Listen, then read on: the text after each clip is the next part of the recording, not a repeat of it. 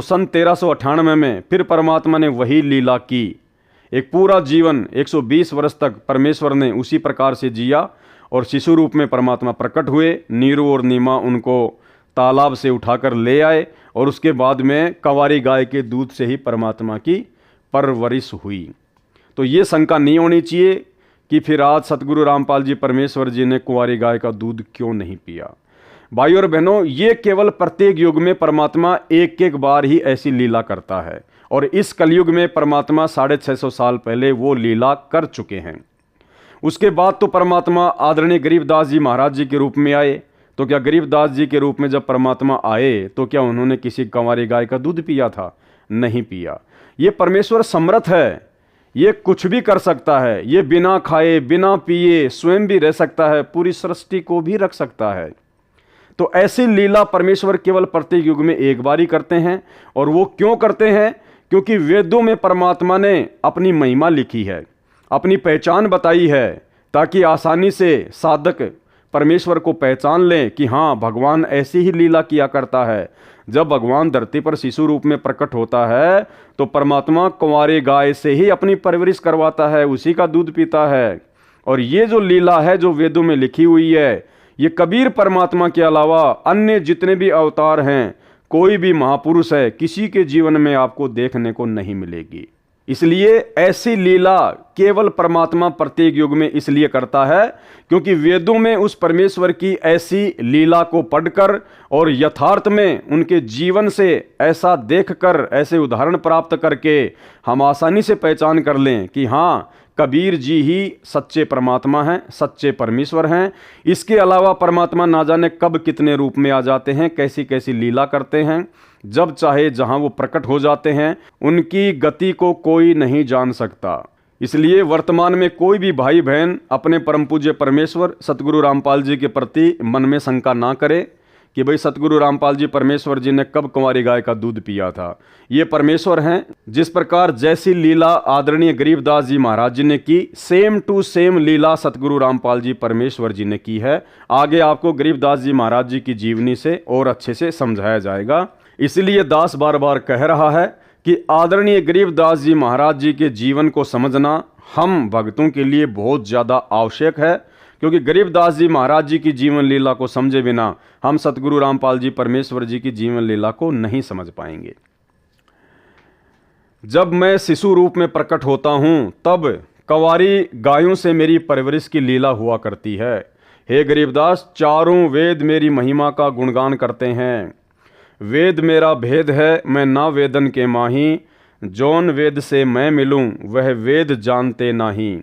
ऋग्वेद मंडल 9 सूक्त 1 मंत्र 9 में लिखा है कि जब परमेश्वर शिशु रूप में पृथ्वी पर प्रकट होते हैं तो उनकी परवरिश की लीला कंवारी गायों द्वारा होती है।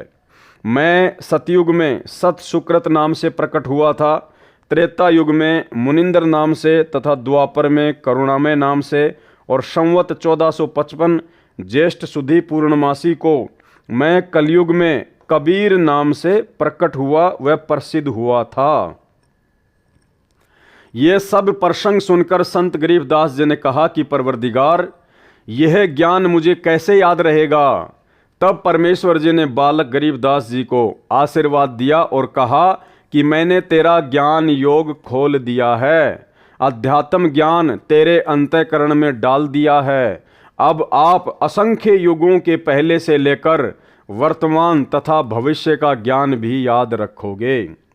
दूसरी ओर नीचे पृथ्वी पर शाम के 3 बजे के आसपास अन्य ग्वालों को याद आया कि गरीबदास नहीं है, लाओ उठाकर।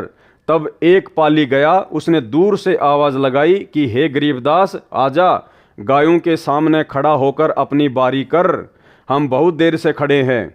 भगत गरीबदास जी नहीं बोले और न उठे, क्योंकि पृथ्वी पर तो केवल शरीर था, जीव आत्मा तो ऊपर के मंडलों की सैर कर रही थी। उस पाली ने निकट जाकर हाथ से शरीर को हिलाया तो शरीर जमीन पर गिर गया। पहले सुखासन पर स्थित था, यानी पहले वो शरीर जमीन पर बैठा हुआ था। ग्वाले ने देखा तो बालक गरीबदास को मृत पाया, मरा हुआ पाया। उसने शोर मचाया, अन्य गवाले दौड़े आए। उनमें से एक गांव छुडानी की ओर दौड़ा। छुडानी गांव से गांव कबलाना के रास्ते पर वह जांडी का पेड़ था जिसके नीचे परमेश्वर जी जिंदा रूप में गरीबदास जी तथा अन्य पालियों के साथ बैठे थे।